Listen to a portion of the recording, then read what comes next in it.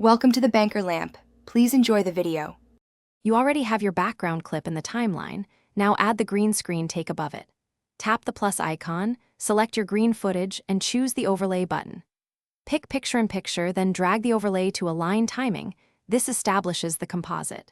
You do this first so you can see how scale and position affect the keyed result. Once positioned, make quick trims so both clips start and end where you want. That prevents jumps when you apply the keying. With the overlay selected, choose green/blue screen and watch Imovie remove the background automatically. This is where the app analyzes color to create a matte. If edges look rough, adjust the strength or sensitivity slider to include more or less of the tonal range.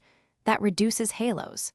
Use erase and restore to paint away leftover green or return lost details. Do this at higher zoom so you see hair and fine edges. Make subtle changes and scrub playback to confirm movement holds cleanly. Finish by adjusting color and lighting so the foreground blends with the background. Tweak exposure, contrast, and color balance on either clip so they read as one scene. Export a short test render and watch full screen.